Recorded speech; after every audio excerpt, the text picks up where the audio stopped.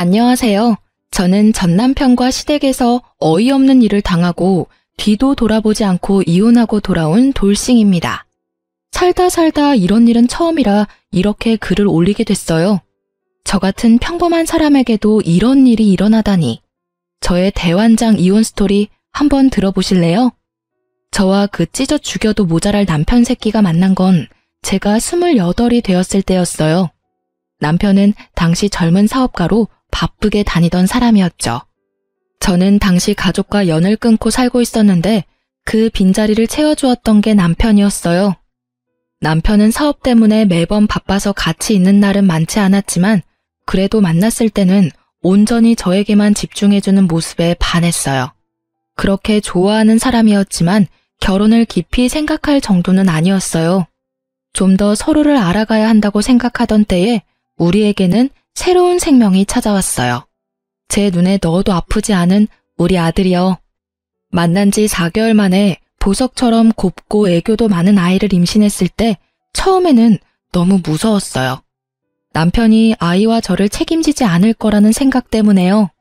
그런데 남편은 자기가 책임지겠다며 결혼을 이야기하더라고요. 그때 저는 정말 너무 기뻤어요. 이 사람이 나를 그만큼 사랑해주는구나 하고요. 그렇지만 남편의 권유로 결혼식은 아이를 낳고 하기로 했어요. 배가 불러 예쁘게 나오지 않는 것도 싫었고 분주하게 움직이다가 아이를 잃는 것도 싫었기에 저도 남편의 말에 응했어요. 그리고 우리는 혼인신고만 한 상태로 제가 살던 전셋집에서 신혼집을 마련하게 되었어요.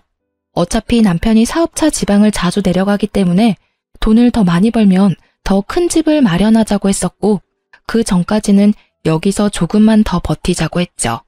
그리고 정말로 남편은 바쁘게 움직였어요.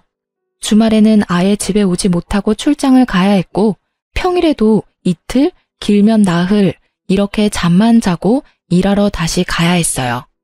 그때 제 곁에 있어준 건 시모였어요. 처음에는 제가 아이를 덜컥 임신했을 때도 시모는 뒤도 돌아보지 말고 결혼하라며 힘들면 자기가 애를 같이 봐주겠다고까지 하더라고요. 그래서 너무 감사한 마음뿐이었어요. 시부는 살아계셨지만 제가 결혼하기 전부터 지병으로 병원에 내내 계셨다고 하더라고요. 그래서 저는 제가 일하는 병원이 가족 할인이 되니 이쪽으로 말하고 시부를 옮겨두었어요. 그렇게 행복한 신혼을 보낼 거라고 생각했는데 아이가 태어나니 상황이 완전히 바뀌어버리더군요. 시모의 행동이 완전히 바뀌었어요. 잘 봐주겠다던 사람은 어디 가고 없고 웬 꼬장꼬장한 할머니 한 분이 나타나셨죠. 집안 꼴이 이게 뭐냐, 냉장고 청소는 언제 하고 안 하는 거니, 이런 돼지우리 같은 집에서 애 키우는 거 미안하지도 않니. 정말 맹세코 그 정도로 엉망인 집은 아니었거든요. 저도 출산이 처음인데 어떻게 처음부터 모든 걸 잘하겠어요? 게다가 몸 상태도 여전히 안 좋은데 말이죠. 저 딴에는 치운다고 치웠지만 애 짐은 늘어나고 치울 여력은 사라지더라고요. 그래도 매일 청소기 밀고 걸레로 닦는 일은 게을리하지 않았어요. 그런데도 저런 식으로 이야기를 듣는 게 너무 짜증나더라고요. 근데 그건 차라리 나아요. 제일 문제는 시모 집이 저희 집 근처라 시도 때도 없이 말도 없이 벌컥벌컥 집에 들어온다는 거였어요. 그리고는 별로 할 일도 없으면서 집에 가시지도 않고 저희 집에 죽치고 앉아 계셨죠. 그리고 이상하게도 제가 나갈 때는 엄청 예민하게 구셔서 감시받고 있다는 생각이 들 정도였다니까요. 그래서 스트레스를 왕창 받고 있는 와중에 남편이 집에 오자 제가 먼저 제안을 했어요. 오빠, 우리 집 이사할까? 지방에 자주 가니까 지방에 자리 잡자. 난 멀리 가는 거 완전 괜찮아. 솔직히 과부 생활하는 거 너무 싫어. 우리 신혼이잖아. 뭐? 갑자기 무슨 이사야. 내가 말했잖아. 우리 사업하는데 빚이 많아서 조금만 더 참자고. 그럼 난 언제까지 이렇게 살아야 하는데? 일단 지금은 그렇게 바쁘지 않으니까 당분간은 여기서 지낼 수 있을 거야. 주말은 여전히 바쁘지만 평일은 집에 무조건 돌아올게. 정말? 저는 듣던 중 반가운 소리로 기뻐서 활짝 웃었어요. 이제야 저도 부부답게 지내보겠다 싶었는데 그날 저녁에 그 일이 터졌죠. 갑자기 걸려온 오래된 친구의 전화였어요. 웬일이야? 요새 소개팅으로 많이 바쁘다면서? 야, 지금 그게 중요한 게 아니야. 너 지금 남편 어딨어? 응? 오늘 친구 만나러 나간다고 나갔는데 갑자기 왜? 나 지금 데이트 어플로 남자 만나러 나왔는데 네 남편 같은 사람이 여기 있어. 서로 보정을 너무 많이 했는지 사진으로는 네 남편인지 몰랐는데 지금 실물로 보니까 네 남편이랑 똑같잖아. 그래서 놀라서 전화했어. 너 잠깐 남편한테 전화해서 확인해봐봐. 저는 그 이야기에 너무 놀라 친구의 전화를 끊고 남편에게 전화를 걸었어요. 그런데 전화를 안 받더군요. 그래서 한 번 더 전화를 했어요. 이번에는 전화가 끊어졌어요. 남편이 전화를 안 받을 것 같아서 저는 친구에게 다시 전화를 했어요. 방금 폰 보더니 바로 끊던데? 너 전화했었어? 친구의 그 말에 저는 남편이 맞았다는 걸 확인했죠. 친구에게 영상통화를 다시 걸었고 남편이 있는 곳을 비춰달라고 했어요.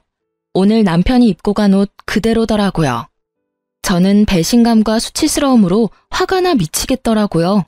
남편을 기다리는 내내 한 살도 채 되지 않은 아기가 있는 유부남이 데이트 어플을 사용해야 할 이유에 대해 생각해봤지만 떠오르는 건 아무것도 없었어요.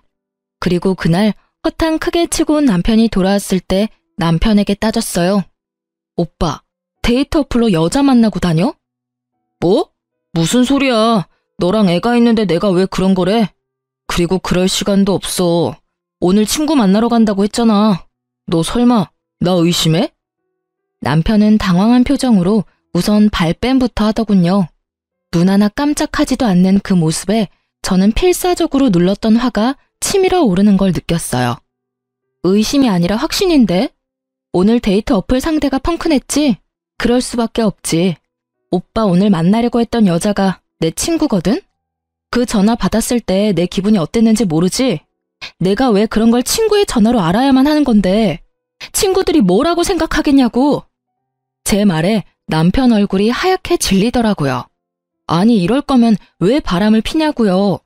화가 난 제게 남편 놈은 그제야 다급하게 말하더라고요. 그거 진짜 호기심으로 한번 해본 것뿐이야. 친구가 그런 어플이 있다고 해서 한번 경험 삼아 해본 거고. 그리고 무슨 일이 있었던 것도 아니잖아. 어차피 얼굴도 못 봤고 만나지도 못했는데. 그냥 한 번만 넘어가줘. 이후로 절대로 그런 짓 안 할 테니까. 응? 저는 남편의 뻔뻔하게까지 한 말에 배신감을 지독하게 느꼈어요. 아니, 뭔데 이렇게 당당한 건데요? 잘한 거 하나도 없는 놈이 빳빳하게 얼굴 들고 한 번만 봐달라니. 이게 지금 저한테 할 소린가요? 미안하다가 아니라 한 번만 봐달라는 소리가 먼저 나오는 남편을 보며 저는 한숨을 푹 쉬었어요. 한 번만 봐줘? 이렇게 살 거면 그냥 헤어지는 게 낫겠어. 이게 뭐야? 남편이라는 작자는 집에 들어오지도 않고 시어머니라는 사람은 시도 때도 없이 집에 말도 없이 찾아오지를 않나. 게다가 아직 어린 애기 두고 여자 물색하는 남자를 도대체 어떻게 믿으라는 건데? 그리고 최소한 나한테 미안하다 한마디는 해야 하는 거 아니냐고. 봐달라고 말하기 전에. 미안해. 진짜로 미안하다니까. 두 번 다시 그런 일 안 할 테니까 이만 마음 풀어. 당신이 원하는 거 다 해줄게. 나도 일부러 그런 거 아니라니깐. 이번이 처음 아니지? 다른 데로 말해봐. 몇 명이나 이 어플로 만났냐고. 맹세코 이번이 처음이라니까. 몇 번을 이야기하게 만들어. 정말로 미안해. 그러니까 이번만 좀 봐줘. 뭐 할까? 어플도 지울게. 자, 됐어? 그럼 각 썼어. 두 번 다시 이런 일 안 하기로 하고 다시 이런 일이 생길 경우에는 이혼하고 위자료 지급하고 친권, 양육권 다 나한테 넘긴다고 써. 제가 알기로 각서라는 건 법적 효력이 없어요. 그럼에도 각서를 쓰게 한 건 남편에게 보여준 제 각오였어요. 다시 바람을 피려 하거나 바람을 필 때 이대로 내가 하겠다는 각오였죠. 남편은 아주 흔쾌히 각서를 쓰더라고요. 그렇지만 그 각서를 보면서도 우울하고 열받는 불같은 제 마음은 전혀 좋아지지 않았어요. 그런 제 모습을 보던 남편은 며칠 동안 저녁마다 집안일을 도와주며 저를 달래려 애쓰더군요. 저는 큰맘 먹고 용서해주기로 했어요. 여자를 만나려 했지만 못 만났다는 점이 크게 작용했던 거죠. 게다가 남편이 집에 있으니 시모가 집에 오지 않더라고요. 그렇게 저는 아주 잠시 편안함을 느낄 수 있었어요. 시모가 오지 않고 남편이 집안일을 해주고 있었으니 딱 오늘만 같았으면 하는 마음이 들었거든요. 그렇지만 그것도 오래 가지는 못했어요. 한 달도 채우지 못하고 남편은 일이 다시 바빠지는 바람에 다시 지방을 오가는 생활을 하게 됐거든요. 그렇게 남편이 다시 사라지자 시모의 습격이 시작되었어요. 무슨 생각인 건지 시모는 남편이 있을 때는 절대로 집에 오지 않더군요. 그런데 남편이 오지 않을 때는 귀신같이 알고 집에 와서는 저를 괴롭혔어요. 집안일 못한다고 지적하던 시모는 아이가 커갈수록 아이에 대한 지적을 하더라고요. 아이가 못생겼다느니, 너를 닮은 게 실수였다느니. 듣기에도 진짜 머리가 아플 만큼 아이에 대한 악담을 하더군요. 처음에는 그냥 농담으로 넘기려고 했는데 매번 그런 이야기를 들으니 점점 더 농담으로 들리지 않더라고요. 자그마치 애가 태어나고 30개월을 그렇게 보냈죠. 그런 상황을 참다 못한 저는 인연을 끊고 지냈던 어머니에게 결혼 후 처음으로, 아니, 집을 나온 후 처음으로 전화를 걸었어요. 시모뿐만이 아니라 여전히 집에 잘 오지 못하는 남편 때문에도 엄청 힘들었거든요. 엄마, 나야. 너 지금 어디야? 어떻게 한 번도 연락을 안 해? 이 모진 것. 잘 살고는 있는 거야? 밥은 잘 먹고 다니고? 엄마, 너무 걱정했어. 나 결혼해서 애까지 있어. 엄마한테 전화하고 싶었는데 혼전 임신이라 엄마하고 틀어질까봐 걱정돼서 연락도 못했어. 뭐? 애가 있어? 결혼까지 했다고? 너 결혼식 할 때는 어떻겠어? 부모도 없이 혼자 들어갔어? 아니, 결혼식은 아직 안 했어. 배가 불러와서 결혼식은 나중에 하기로 했거든. 아, 정신이 하나도 없어. 오랜만에 전화했나 싶었는데 이런 일까지 듣게 되고. 그래, 애는 몇 살이야? 이제 30개월이야. 아들인데 귀엽고 애교도 많아. 듣기만 해도 좋네. 내일이라도 집에 와. 반찬 해놓을 테니까 반찬 가지고 가고. 애 얼굴도 한번 보자. 연락 안 되는 동안 손주가 생겼다니 신기하기도 하고 놀랍기도 하고. 그렇게 전화를 끊고 다음날 꼭두 새벽부터 저희 친정을 찾아갔어요. 몇 년을 오지 않았음에도 제 방은 그대로더군요. 주말이라 아버지도 집에 있더라고요. 오랜만에 보는 아버지는 많이 늙었더라고요. 이놈아, 이렇게 힘들게 살 거면 그냥 집에 있지 그랬어. 우리 몰래 애까지 낳고. 그렇게 아버지와 마음을 터놓게 된 우리 가족은 그간 밀린 이야기를 했어요. 그리고 가장 중요한 남편에 대한 이야기도 했죠. 그런데 남편에 대한 신상을 들을 때마다 아버지 표정이 영 좋지 않더라고요. 근데 네 신랑이라는 사람 사진 있냐? 아빠 얼굴 좀 보여줘봐. 어떻게 생겼는지 얼굴 좀 보자. 저는 아무 생각 없이 폰 사진을 몇 개 보여줬어요. 아무리 생각해도 닮았는데. 뭘 닮아? 아, 애기랑은 많이 닮았지. 아빤데. 아니, 애 말고 우리 회사 직원 말이야. 나이도 이름도 똑같은데 사업한다고? 아무리 봐도 우리 부서 직원이랑 똑같단 말이지.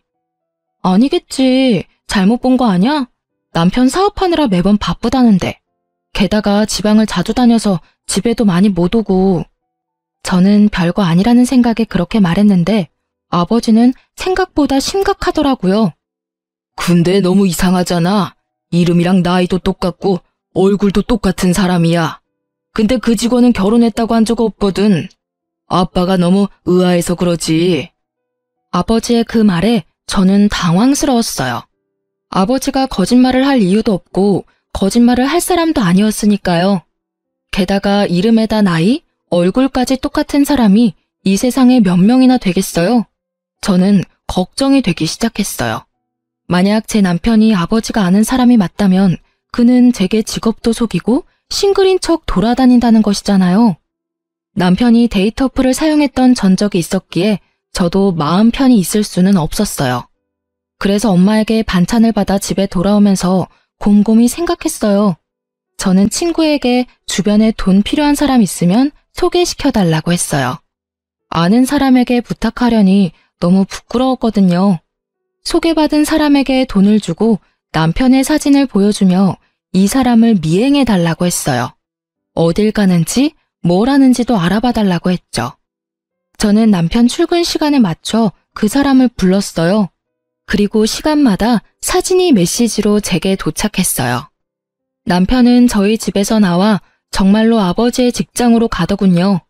아버지가 다니는 회사 이름을 보고 있으니 손발이 벌벌 떨리더라고요. 진짜로 아버지 말대로 사업가가 아닌 직장인이었던 남편이 왜 저를 속였는지 그 속내가 궁금해졌어요. 이 사진만으로도 분노할 만한데 그 뒤의 사진은 아주 가관도 아니었어요. 제가 모르는 어떤 아파트로 들어가는데 거긴 지금 제가 사는 집 근처였거든요. 남편 놈이 그 아파트에 들어가는 사진까지 보고 난 뒤 제가 직접 알아보기로 했어요. 아이를 친정엄마에게 맡겨놓고 새벽부터 그 아파트로 가서 남편의 차 번호를 찾았죠. 그리고 근처에서 몰래 기다렸어요. 그날은 주말이었는데 차를 타러 나오는 남편이 보이더라고요. 사진 속 여성과 아이, 그리고 시모까지 모두 나왔어요. 시모가 이 여성과 아이를 알고 있었다는 거잖아요. 남편의 팔짱을 끼고 유모차를 밀고 있는 남편놈을 보니 배알이 뒤틀려 지금이라도 당장 뛰어나가서 머리채를 쥐어뜯고 싶더군요. 하지만 참았어요. 나와 만날 때부터 아니면 혹시라도 그 전부터 만났을지도 모를 상간녀를 보니 속이 안 좋았어요. 게다가 저희 아이보다 아주 조금 어려 보이는 아이. 제가 임신했을 때 저 여자도 임신을 했었다는 이야기잖아요. 너무 더러운 기분에 저는 더 이상 그 사람들을 쫓아갈 생각도 들지 않았어요. 집에 돌아와 남편을 기다리며 왜 굳이 남편이 나와 결혼을 했을까 고민해봤어요. 솔직히 우리 부부 사는 게 보통 부부처럼은 절대 보이지 않잖아요. 주말은 오지 않고 평일에도 이틀, 나흘? 이럴 거면 저랑 왜 흔쾌히 결혼을 했냐 이거죠. 그런데 짐작 가는 구석이 딱 하나 있긴 했어요. 결혼하면서 남편이 제게 그랬거든요. 우리 결혼하면 아버지 혹시 당신 직장에 모셔줄 수 있어? 아버지 병원비가 생각보다 많이 나와서 걱정이거든. 지병이 있으셔서 병원에 입원하셔야 하는데 병원비가 어마어마하더라고. 아버님이 병원에 계시다고? 요양병원이면 비용이 꽤 나올 텐데. 수급자가 아니시면 아무래도 부담이 되지. 비급여가 많으니까 그럼 우리 병원으로 모시자. 직원 할인 있으니까 조금 도움은 되겠지. 그리고 무슨 일 있으면 연락하기도 쉽고 말이야. 그 말에 시부를 저희 병원으로 옮기고 제가 보호자로 지내며 필요한 걸 넣어드리거나 굳은 일을 도맡고 있었거든요. 일단 같은 건물에 있으니 제가 하기 쉬웠으니까요. 그리고 시모도 결혼할 때 꼭 부탁하더라고요. 그런데 옮기고 나니 정작 아무도 찾아와 보지는 않았어요. 그렇게 지극정성으로 모시는 척 하더니 제게 맡겨두고는 아예 발길을 뚝 끊었죠. 가만 보니 이것들이 입원비 할인받고 그 김에 귀찮은 짐 떠넘기려고 저와 결혼을 하려고 한 것 같았어요. 얼굴도 보지 못한 여자가 임신을 했다는 이유만으로 결혼을 허락한 시모의 속내도 마찬가지였던 것 같았어요. 그런 인간들 손에 노란한 내가 너무 바보 같고 원망스러워서 아무 일도 손에 잡히지 않고 시간만 흘렀어요. 그리고 월요일 저녁이 되자 남편이 집에 돌아왔더라고요. 저는 남편이 거실 소파에 앉자마자 폰으로 사진을 보여줬어요. 이거 뭐야? 그게 뭔데? 사진을 흘깃 보던 남편은 표정이 싹 바뀌더라고요. 뭔지 알아챈 거죠. 내가 사진 하나를 받았는데 사업하느라 바빠서 집에 못 온다고? 개집질하느라 집에 못 오는 거였겠지. 어이가 없어서 애까지 만들었어? 딱 봐도 우리 애랑 얼마 차이 안 나 보이는 애를 언제부터 이 상간녀랑 두 집 살림했는지 빨리 불어. 저의 추궁에 남편놈의 반응은 상식적이지 않았어요. 아니, 방귀 낀 놈이 성낸다고 딱 그 꼴이었죠. 도리어 저한테 화를 냈으니 말이에요.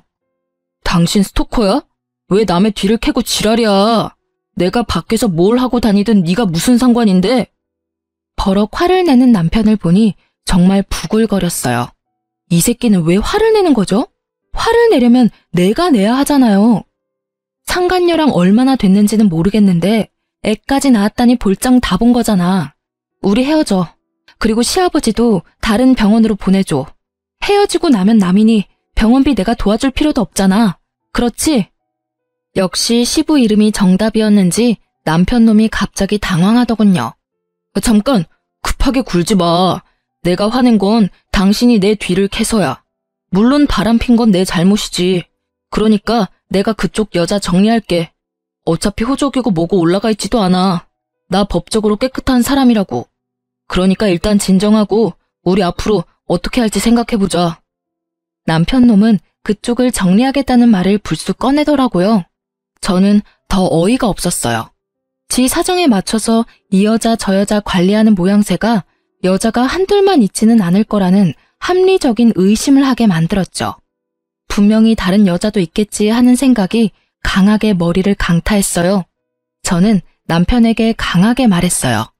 법적으로는 깨끗하겠지. 그런데 내 마음이 깨끗하지가 않아. 네 얼굴 보는 것만으로도 뱃속이 부글부글거리고 열받아서 머리가 돌 것 같다고. 그리고 뭐? 정리를 해? 어떻게 정리할 건데? 내가 데이터 어플 같은 거 할 때부터 알아봤어야 했어. 그때 끝장 봤으면 이 꼴 안 보고 사는 건데. 여기 내 집이고 어차피 오빠 짐도 얼마 없어. 그러니까 내가 앞으로 어떻게 할 건지 결정하기 전까지는 이 집에 발도 디딜 생각하지 마. 냉정하게 생각해. 이런 일로 당신 진짜 혼자 살 거야? 애도 어리고 싱글맘이 얼마나 힘든지 당신이 몰라서 그러나 본데. 지금까지도 충분히 싱글맘처럼 살고 있었어. 아니, 그보다 더 심하지. 싱글맘은 아들 외도 눈 감아주는 시어머니는 없을 거 아냐. 어쩐지 나를 감시하는 것 같더라니. 내가 그 여자랑 만날까봐 둘이서 연락 주고받았던 거지. 아주 가족들이 다 짜고 나를 속였어. 그런 거 아니야. 너무 비약해서 생각하지 말고 일단은 내가 본가로 갈 테니까 당신도 좀 진정하고 생각 다시 해봐. 그리고 당신만 용서해주면 그쪽은 싹 다 정리할게. 남편은 그렇게 말하고 나갔어요. 시댁에 간다길래 1시간 뒤쯤 시댁에 전화해봤어요. 역시나 시댁에서는 남편 행적조차 모르더군요. 어디로 간 건지는 말 안 해도 알겠더라고요. 뭐 또 어디 여자나 잡으러 갔겠죠. 결국 저는 이혼을 결심했어요. 이혼을 통보하기 전에 상간녀부터 찾아가기로 했어요. 꼴도 보기 싫은 여자였지만 남편이 그 여자와 인연을 끊겠다 했으니 확인은 하러 가봐야 하잖아요. 그리고 간 김에 상황이 어떻게 돌아가는지 확인도 하고 싶었어요. 상간녀 집에서 그녀가 나올 때 저는 그 앞에 섰어요. 나 알죠? 상간녀는 제 물음에 답도 없이 폰부터 꺼내 전화를 하려고 하더군요. 딱 봐도 남편에게 전화하려는 것처럼 보였어요. 저하고 이야기하고 나서 전화하시는 게 좋을걸요? 전 할 말 없고 이야기도 듣고 싶지 않아요. 그치만 들어야 할걸요?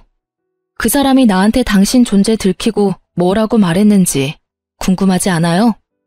대답이 없는 상간녀를 보니 궁금하기는 한가 보더라고요. 그 남자 유부남인 거 알고 사귀었죠? 애가 몇 개월이에요? 26개월? 25개월? 그건 뭐 하러 물어요? 우리 애가 당신 애보다 나이가 더 많거든요. 그게 뭘 뜻하는지는 알죠? 모르겠는데요. 제가 그걸 왜 알아야 하죠? 그리고 이런 식으로 함부로 남의 집 앞에 얼쩡거리면 경찰에 신고할 거예요? 신고하셔도 상관없어요. 저도 어차피 상간녀 위자료 소송하면 되니까. 어느 쪽이 더 많은 벌금을 낼지는 알고 있을 거라고 생각해요. 그런데 그거 알아요? 당신이 애를 가졌을 때 이미 우리는 혼인신고 완료 시점이었다는 거. 완벽히 결혼 생활하고 있던 중이었어요. 그 점에 대해서 다른 할 말 있어요? 당신 유부남이랑 눈 맞은 거예요. 와이프 있는 남자 건드린 거라고. 와이프? 웃기시네. 누가 마음대로 와이프래? 두 사람 결혼식 안 한 거 다 알거든요? 이보세요. 애를 먼저 낳은 게 당신이더라도 그 남자 마음이 나한테 있으면 내가 본처지. 그리고 우리 집에서 더 많은 시간을 보내는데 무슨? 당신은 그냥 필요에 의해서 만나는 사람이라고 남편이 그랬거든요? 필요라면 어떤? 남편이 아버지 떠안기 싫어서 병원 다니는 여자 만나서 맡겼다고 얼마나 좋아한 줄 알기나 해요? 아무것도 모르면서 와이프? 웃기고 앉았네. 본인이 세컨드인지 모르고 있었어요? 제가 생각했던 가설들이 다 맞아떨어지니 오히려 머릿속이 상쾌해지더라고요. 상간녀는 그 뒤로도 자기가 하고 싶은 말을 아주 쏟아내더라고요. 진짜 부인은 나고 당신이 세컨드거든요? 그리고 조만간 혼인신고하면 애도 호적에 올려준다고 했어요. 솔직히 시아버지 죽고 없으면 당신 같은 여자 필요도 없었어. 혼인신고? 내가 혼인신고를 먼저 올렸는데 당신이 어떻게 혼인신고를 또 올려요? 참 이상한 여자네. 이미 법적으로 유부남인 남자를 어떻게 혼인신고하는지 당신이 좀 알려줄래요? 제 말에 상간녀의 아주 당당하기만 하던 얼굴이 갑자기 동그랗게 놀란 얼굴이 되더라고요. 정말로 몰랐나 봐요. 남편 놈이 저와 혼인신고가 되어 있다는 걸. 그게 무슨 소리야? 혼인신고가 되어 있다고? 어떻게 그게 가능하냐고? 남편은 나한테 혼인신고 안 했다던데? 애 가져서 결혼하는데 결혼식도 못했어요. 그러면 당연히 혼인신고라도 해야 하는 거 아니에요? 그 새끼가 이 여자 저 여자 만나고 다니느라 바빠서 깜빡했나 본데 결혼 준비할 때 이미 남편 신분증과 도장 가지고 동사무소 가서 신고했죠. 아무 생각 없이 그냥 두던데요. 설마 이제까지 자기가 혼인신고 되어 있었던 것도 몰랐대요? 그걸 왜 혼자서 혼인신고를 해요? 그럼 결혼하자고 하는 사람이랑 혼인신고를 하지 누구랑 혼인신고를 해요? 그리고 애 낳으면 호적에 올려야 하잖아요. 그러니 혼인신고했죠. 제가 잘못한 거예요? 아니, 그리고 둘이서 사랑한다면서요. 그러면 애가 태어나면 호적부터 올려주겠다고 했겠죠. 대체 뭘 기다린 거예요? 저는 이 상황에 웃음이 났어요. 그놈도 자기가 법적으로 본인이 유부남인 거 모르고 있나 보더라고요. 저는 상간녀에게 웃으며 말했어요. 그 자식은 법적인 유부남이었고 당신은 유부남이랑 붙어먹은 불륜녀고요. 그리고 내가 남편한테 어제 헤어지자 했더니 나한테는 당신 쪽을 정리하겠다고 하더군요. 생각한 것보다 엄청 사랑한 건 아니었나 보네요. 아참, 좋은 거 하나 알려드릴까요? 저는 상간녀에게 여자가 나뿐만이 아니라는 걸 알려주고 싶은 마음이 들었어요. 제가 받은 배신과 상실감을 이 여자도 받길 원했거든요. 그리고 이 여자가 빨리 깨닫고 남편 놈을 버려주길 바라는 마음도 더 컸고요. 그 남자 폰 자세히 살펴봐요. 데이트 어플 있을 거예요. 우리 애 태어난 지 얼마 안 됐을 때 여자 만나려고 그 데이트 어플로 여자 찾은 게 그 남자예요. 각서 날짜가 당신이 임신 중일 때죠? 그때도 다른 여자 만나고 다닌 거예요. 이쯤 되면 그 남자가 얼마나 인간 쓰레기인지 잘 알겠죠? 상간녀의 얼굴이 하얗게 질리더군요. 그러나 그렇게 쉽게 믿고 싶지는 않았나 봐요. 그래서 저는 명확한 증거를 보여주기로 했어요. 저는 남편이 데이트 어플을 사용했을 때 작성한 각서를 상간녀에게 폰으로 보여줬어요. 날짜까지 적힌 각서는 제 아이가 태어난 지 얼마 안 돼서 작성된 거니까 적어도 이 각서를 썼을 때는 그녀가 임신 중이었거나 아이가 신생아였을 것 같았거든요. 그 데이트 어플 상대방이 제 친구여서 제가 착각할 리 없거든요. 친구한테 목록 보내달라고 하면 보내주겠죠. 그거라도 받아서 보여줘요? 아, 그리고 혹시 주말에 잠깐 저희 집 간다고 나간 적 없어요? 근데 그놈은 저희 집에 주말에 온 적이 없어요. 매번 평일에만 저희 집 왔거든요. 그럼 이 집에 오지 않은 주말에는 어디에 갔을까요? 그 이야기를 듣자마자 상간녀의 얼굴이 확 일그러지더라고요. 그 얼굴을 보니 얄궂게도 제 마음이 조금 시원해지더라고요. 결국 상간녀는 제 말이 끝나자마자 폰을 들고 남편 놈에게 전화를 하더라고요. 야, 이 나쁜 놈아. 너 혼인신고까지 했으면서 뭐? 우리 애를 호적에 올려줘? 너 어디부터 어디까지가 거짓말이야? 우리 사이 이제 끝이야. 저는 그 모습을 보고 웃으며 집으로 갔어요. 이 정도로 불을 지펴놨으니 두 사람은 알아서 타오르다 꺼질 테죠. 집에 돌아오는 내내 남편 놈이 전화를 하더라고요. 싹 다 무시했어요. 이제 저는 그놈한테 들을 말도 할 말도 없거든요. 그런데 그놈은 그렇지 않았나 봐요. 집에 돌아가 짐을 싸고 있는데 남편 놈이 집으로 들어오더라고요. 저는 신경도 쓰지 않고 짐을 마저 챙겼어요. 남편이 제 몸을 휙 돌려 세우더라고요. 얼굴을 보니 화가 잔뜩 난 것이 제가 딱 바라던 얼굴이었어요. 바빠. 별일 아니면 나중에 전화로 해. 그게 남편한테 할 말이야? 당신이 하던 대로 했는데 뭐 문제라도 있어? 매번 바쁘다고 나중에 전화하던 사람은 당신이잖아. 지금 그 말 하자는 게 아니잖아. 너 혼인신고는 언제 했어? 아니 왜 맘대로 혼인신고를 해? 그것부터 묻는 걸 보니 상간녀가 화낸 것보다도 자기가 총각이 아니라 유부남이라는 사실이 참으로 화가 났나 보더라고요. 저는 너무 웃겼지만 꾹 참고 말했죠. 아, 그것 때문에 왔어? 그럼 결혼식도 안 하고 애 낳고 사는데 혼인신고라는 확신도 없으면 나중에 내가 뭐가 되는데? 그리고 결혼하자는 말은 혼인신고 하자는 말이랑 똑같은 거 아니야? 그게 아니면 다른 생각이라도 했어? 평생을 총각으로 있고 싶었나 본데 난 그런 거 정확히 하는 타입이야. 결혼 준비하면서 당연히 혼인신고도 한 거지. 질문이 근데 너무하네. 왜? 유부남이면 안 되는 이유라도 있어? 애가 이쪽 집 저쪽 집 합쳐서 둘이나 되면서? 그런 문제가 아니라고. 그럼 그 여자는 왜 찾아갔어? 나랑 해결하면 될 문제잖아. 너 스토커야? 왜 엄한 사람한테 가서 화풀이했냐고. 나하고 싸우고 해결하면 될 일을 내가 그 여자랑 헤어져 준다고 했잖아. 내가 뭘 하든 신경 안 썼잖아. 그러니까 이번에도 신경 쓰지 마. 내가 무슨 짓을 해도 더 이상 신경 쓰지 말라고. 이혼하고 집 뺄 거거든? 그러니까 그 여자랑 잘 살아. 왜 나 때문에 그 여자랑 헤어져? 그러지 마. 그냥 둘이서 늙어 죽을 때까지 시부시모 모시고 잘 살면 되잖아. 더 이상 간섭 안 할 테니까. 참, 대신에 위자료는 무조건 받을 거고 아이 양육권 친권도 무조건 가져올 거니까 양육비 줄 걱정이나 하고 있어. 양육비? 나 그럴 돈 없어. 받고 싶으면 네가 알아서 받아가.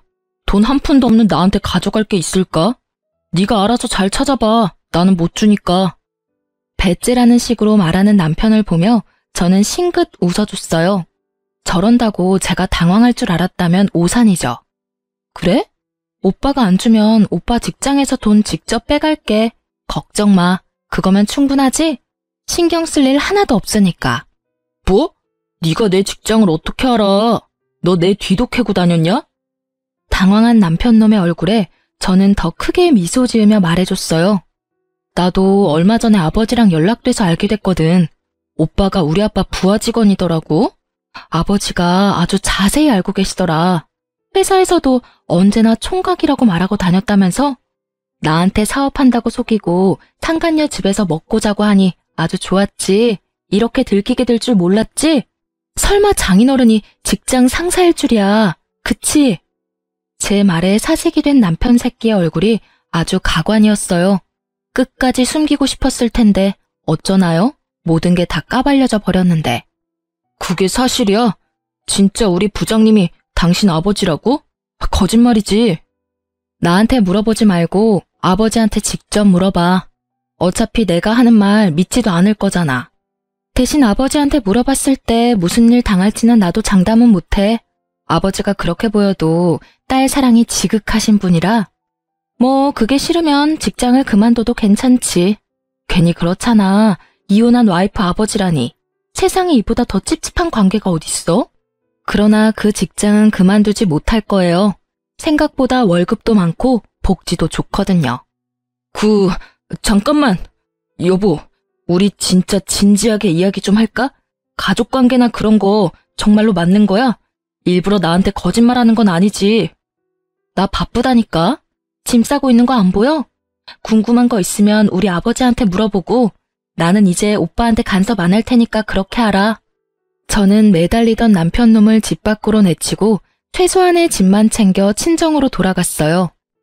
혹시나 남편놈이 이 집에 들어가 죽치고 있을까봐 비밀번호도 바꾸고 집주인에게도 남편놈에게 문 열어주지 말라고 전했어요. 그러게 사기를 치려면 잘 알아보고 쳤어야죠. 그렇게 이혼은 아주 속전속결로 이뤄졌어요. 워낙에 남편놈에게 유책 사유가 많고 확실하기도 했어서 저에게 굉장히 유리하게 이혼이 되긴 했어요. 그렇지만 이미 배신당하고 상처받은 제 마음과 태어난 후로 아버지에게 사랑받지 못했던 아들의 마음은 절대로 제게 유리하지 않은 일이었어요. 이혼이 완료되고 가장 먼저 한 일은 제가 일하는 병원에 입원한 시부의 할인을 끊는 일이었어요. 그리고 다음 달 병원비가 평소의 배로 나오자 시모가 연락이 왔더군요. 병원으로 전화하면 될 일을 제 개인 폰으로 연락을 했어요. 야, 너 병원비에 무슨 짓 했지? 왜 병원비가 갑자기 이렇게 많이 나와? 80만 원 나오던 병원비가 왜 갑자기 160만 원이나 나와? 아, 보호자분, 그건 당연한 일이죠. 원래 병원비가 160인데 가족 할인 받아서 120만 원이었고 그중에 40만 원을 제가 선지급금으로 내드리고 있었거든요. 그래서 보호자분이 낼 돈은 80만 원밖에 안 됐던 거예요. 그런데 제가 이혼을 했잖아요. 보호자분 아드님의 유책 사유로 인해서. 그래서 할인이 사라지고 제가 내던 돈도 안 내게 돼서 160만 원 전체를 내셔야 하는 거예요. 저번 달, 저저번 달 입원비 내역서 보세요. 할인 전 금액이 아마 160일 거고 선수금이 40 있을 테니까. 아니, 그렇다고 이렇게 갑자기 할인을 끊으면 어떡해? 미리 이야기라도 해줬어야지. 그리고 그래, 그 사람은 당신 딸 할아버지거든. 충분히 혈연이 있으니까 할인도 가능하지. 아, 할인은 직원의 직계 좀비속과 배우자 직계 좀비속 뿐이에요. 저는 이제 배우자가 사라졌으니 할인이 안 되는 거고요. 이혼한 거 병원에서 다 알아서 어차피 할인 안 되거든요. 그거 다 알고 아드님이랑 저 결혼시킨 거 아니었어요? 그럼 이혼하면 본래대로 돌아갈 것도 잘 아셨어야죠. 제 말에 시모가 순간 말을 잊지 못하더라고요. 오래전의 이야기라 잊어버렸던 것 같더라고요. 그러게 왜 사람을 괴롭혔는지, 왜 아들의 외도를 돕고 있었는지, 이제와 후회한들 저는 번복할 생각이 전혀 없으니까요. 아니, 그런 걸로 결혼시킨 거 아니야. 그리고 예정이 있는데 그 정을 봐서라도 좀. 정 같은 거 없고요. 솔직히 지금까지 매달 50만 원씩 더 내준 것도 다 받아내고 싶은 심정이거든요. 어차피 그것까지 위자료로 싹 다 받아먹을 거지만. 그리고 병원이 비싸면 본인이 직접 간병하시면 되잖아요. 결국 시모는 할 말이 없으니 욕만 하다 전화를 끊더군요. 그리고 그 뒤에는 남편 놈이 시모와 같이 왔어요. 교대로 참 웃기지도 않았어요. 여보, 진짜로 다시 생각해봐. 당신 속인 거 내가 다 잘못했고 그 여자랑은 이미 관계 정리했어. 나는 이혼도 안 할 거고 아버지 퇴원도 못 시켜. 아직 집 정리 안 된 것 같던데 이러지 말고 우리 다시 같이 살자. 이번에는 꼬박꼬박 집에도 잘 들어오고 당신이랑 아들한테 충실할게. 정말이야. 그 꼴을 보니 얼마 전 들었던 소문이 진짜였던 것 같더라고요. 상간녀가 자기 말고 딴 여자 또 만나는 거 발견해서 자기 집에서 나가라고 내쫓았다 하더라고요. 혼인신고해주겠단 말만 철석같이 믿고 있던 상간녀가 이미 유부남이었던 남편이 또다시 다른 여자 만나는 걸 용서해줄 리가 없죠. 집이 없어 시댁에 들어가 시모와 함께 살던 남편놈은 급하니 이번에는 제게 와서 빌붙으려 하더라고요. 똥줄이 타는 건 시모도 마찬가지였나 봐요. 그래, 얘야, 나도 다 잘못했어. 이때까지 너한테 그런 거 정말로 미안하게 생각해.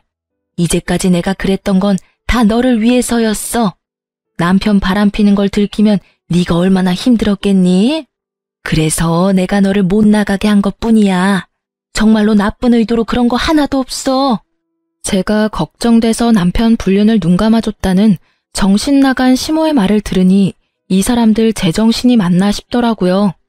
여태껏 그 여자랑 즐겁게 하하호호 잘 지내놓고는 이제 와서 자기들 아쉬우니 바로 획 돌아서는 거 봐요. 다 뽀록난 주제에 말은 얼마나 청산유수인지. 죄송해요. 저는 두 분을 용서할 마음이 눈꼽만큼도 없어요. 특히 어머니, 제가 상간녀와 마주칠까봐 매일 수시로 집에 감시하러 오느라 고생하셨어요. 그러니 앞으로는 그 열정을 남편분에게 쏟아서 열심히 간병하시면 될 것 같아요. 시모에게 그렇게 말해주고 저는 남편을 보며 말했어요. 그리고 오빠도 헛소리는 그만하고 직장이나 잘 다녀. 그래야 아버지 편으로 매달 양육비 잘 받을 거 아냐. 그러니까 여보, 나 지금 진짜 힘든 상황이라고. 정말 미안한 마음 가득하거든? 그러니까 한 번만 용서해줘, 응? 너 이렇게 독한 여자 아니잖아. 그러니까 참 대단하지. 이렇게 어리바리한 여자를 이렇게 독하게 만드는 당신 가족들이 더 대단하지 않아? 그리고 나를 속이느라 바쁘게 움직였던 열정이 있으면 아버지도 간병 잘할 수 있을 거야. 제 말에 뭐라 말 못하던 남편은 붕시렁거리며 태원수속을 밟더군요. 독한 년. 결국 옆에 있던 시모는 참지 못하고 저에게 나지막히 내뱉더라고요. 그 말에 저도 답해줬어요. 제가 독한 년이면 두 분은 사기꾼이세요? 아들 바람피는 거 도와주는 시모에 총각 행세하려고 혼인신고도 안 하려던 남편에 사기꾼 기질이 그 집안 특징인가 보네요. 누구더러 독한 년이라는 건지. 그렇게 남편은 시부를 시댁으로 모셔갔어요. 나중에 소문으로 들으니 시부 간병하던 시모가 결국은 몸이 크게 상하는 바람에 두 사람이 나란히 요양원에 들어갔다고 하더라고요. 그리고 남편 놈은 일 다니다가 결국 두 사람의 요양원 비용이 부담돼서 투잡 뛰고 있다고 아버지가 말해줬어요. 새벽에 배송일하면서 여전히 아버지 직장에서 일하고 있다니 불행 중 다행스런 일이었어요. 애 양육비는 그래도 받을 수 있을 테니까요. 그래서 아버지는 매달 전 남편에게 직접 양육비를 받아 제게 전해주고 있어요. 그리고 이렇게 바쁘니 이제는 여자 만날 시간도 없겠죠? 그렇게 좋아하는 여자 못 만나는 건 아쉽겠지만 인간이 되는 수행을 한다고 치면 좀 마음이 편해지지 않을까 싶네요. 본인은 그저 지금 고생만 한다고 생각하며 투덜대겠지만요. 이렇게 글을 쓰다 보니 솔직히 남편 탓만 할 건 아니라는 생각도 해요. 아니, 속인 놈은 무조건 잘못이지만 저도 어수룩하게 속아 넘어간 잘못이 있긴 하죠. 결혼은 언제나 신중해야 하고 순간의 감정에 선택을 맡기면 안 된다는 걸 깨닫게 된 쓰라리고도 좋은 교훈을 얻기도 했고요. 처음부터 수상한 점이 많은 사람이었으니 임신을 했더라도 신중히 생각했어야 했는데 그때 부모님과 연락을 하고 있었더라면 좀 더 좋은 조언을 얻지 않았을까 하는 생각도 해요. 남편 놈의 가족이 짜고 저를 속일 줄은 몰랐지만 그래도 막판에는 다들 알아서 망해줘서 속은 시원해요. 저는 부모님 밑에서 아들 키우며 즐겁게 살고 있어요. 한번 떨어졌던 가족이고 다시 만나 앙금도 풀었고 귀여운 애교쟁이 손주도 있으니 아버지는 항상 아이를 위한 장난감을 사거나 여행을 같이 가곤 해요. 일을 하면 어머니가 아이를 봐주시니 매달 죄송한 마음에 용돈도 드리지만 아이에게 따뜻한 가족을 경험시켜줄 수 있어서 차라리 천만다행으로 생각해요. 남의 불행을 나의 기쁨으로 삼지 말아야 하지만 나의 불행을 행복으로 삼던 놈이 불행해지니 솔직히 기쁜 게 사람 마음인가 봐요. 이 정도로 당했으니 이런 생각 조금쯤은 해도 괜찮을 거라고 생각해요. 그렇지 않으면 제가 너무 열받잖아요. 이렇게 이야기해보니 이혼당한 글이 사기당한 글 같기도 하고 참 여러모로 다른 사람에게 알리기 창피한 일이긴 하네요.